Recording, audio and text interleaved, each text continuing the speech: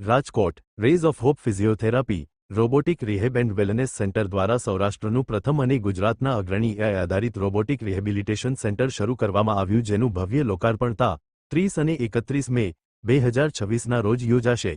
આ centre rehabilitation, fitness અને wellness ક્ષેત્રે નવી ક્રાંતિ સર્જશે। અહેવાલ સંજય પોપટ।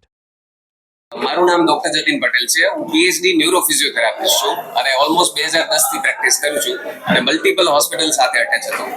આપણે સૌરાષ્ટ્રમાં પહેલીવાર AI બેઝ રોબોટિક ટેકનોલોજી લઈ આવ્યા છીએ કે જે સૌરાષ્ટ્રમાં સૌપ્રથમ વખત છે। આપણે ત્યાં AI બેઝ રોબોટિક ટેકનોલોજીનો ફાયદો એવો થાય કે આપણે ઝડપી રિકવરી લઈ આવી શકીએ। કોઈ પણ પેરાલિસિસ વાળું દર્દી હોય તો એને શરૂઆતનો જે ટાઈમ પીરિયડ હોય એમાં મહત્તમ રિકવરી આવી જતી હોય। જો એમાં રોબોટિક ટેકનોલોજી આપણે જો યુઝ કરીએ ને તો એમાં બહુ ઝડપી આપણે રિકવરી લાવી શકીએ છીએ। જો શરૂઆતનો સમય બગડી જતો હોય તો એ ખોડખાપણ રહી જવાના ચાન્સીસ રહેતા હોય છે। એટલે અમે સૌ પ્રથમ વખત સૌરાષ્ટ્રમાં એક છત નીચે 15 થી વધારે રોબોટ લઈ આવી અને ટેકનોલોજી લઈ આવ્યા છીએ કે જેથી આપણે સૌરાષ્ટ્રની જનતાને એક છત નીચે બધી જ સારવાર મળી રહે।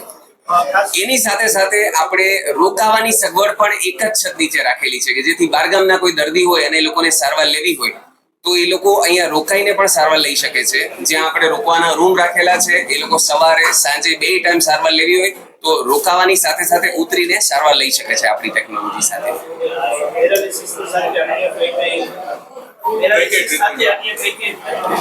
પેરાલિસિસની સાથે આપણે વાત કરીએ તો દુખાવા કે કોઈ પણ પ્રકારની ફિઝિયોથેરાપીને લગતી કોઈ પણ સારવારો એમ વાત કરીએ કે દુખાવા થતા હોય તો આજે અવેરનેસ વધવાથી બહુ ફાયદો થઈ ગયો છે કે લોકોને ખ્યાલ પડી જાય કે ક્યાં કોને બતાડવા જવું છે। જનરલી પહેલા કેવું હતું કે કોઈ આજુબાજુમાં જીપીને બતાડવા જતા, ન સરખું થાય તો ઓર્થોપેડિક સર્જનને બતાડવા જાય, ન સરખું થાય તો પછી સ્પાઇન સર્જનને બતાડવા જાય। એમ ઘણા બધા ડોક્ટરને બતાડી અને એ પછી MRI કરાવે ને એમાં થોડી ઘણી ગાદી બહાર હોય ત્યારે એ ફિઝિયોથેરાપિસ્ટ પાસે આવતા હતા। જ્યારે વાત કરીએ કે અબ્રોડની ટેકનોલોજી કે ત્યાં કોઈ પણ વ્યક્તિને તકલીફ પડે ને તો સીધું જ ફિઝિયોથેરાપિસ્ટ પાસે જાય છે અને એમાં જો વધારે તકલીફ હોય તો એ ફિઝિયોથેરાપિસ્ટ ડાયરેક્ટ જે વ્યક્તિના નિષ્ણાત હોય એને રેફર કરી દેતા હોય છે।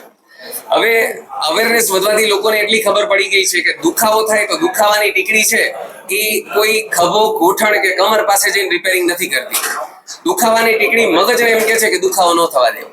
આપણે મેડિસિનની વિરોધી નથી પણ યસ જરૂરી ન હોય ત્યાં સુધી બને ત્યાં સુધી મેડિસિનનો અવોઇડ કરવું જોઈએ। ફિઝિયોથેરાપી છે લોકલ એરિયા ઉપર વર્ક કરે છે કે જેને કોઈને ખભો દુખે છે તો ખભાની જ ઉપર ટ્રીટમેન્ટ થતી હોય, ગૂંઠણ દુખતું હોય તો ગૂંઠણ ઉપર જ સારવાર થતી હોય। એમ ફિઝિયોથેરાપી અને એની સાથે સાથે એડવાન્સ મશીનરી જેમ કે અમારી પાસે રોબોટિક ડીકમ્પ્રેશન છે કે જેનાથી કમર, ગૂંઠણ, ડોક કે કોઈ પણ પ્રકારની તકલીફ હોય તો એનું સચોટ નિદાન થઈ શકે છે। લોકોને એવું હશે કે આ ટેકનોલોજી બહુ લઈ આવ્યા છે તો ખર્ચાળ હોઈ શકે છે પણ અમે મિડલ ક્લાસમાંથી બહાર આવ્યા છીએ એટલે અમારું પણ વિઝન એવું છે કે દરેક વ્યક્તિને સારવાર લેવાનો અધિકાર છે। એટલે આ ટેકનોલોજી મિડલ ક્લાસના ખિસ્સાને પોસાય એવા દરે જ આપણે લઈ આવ્યા છીએ।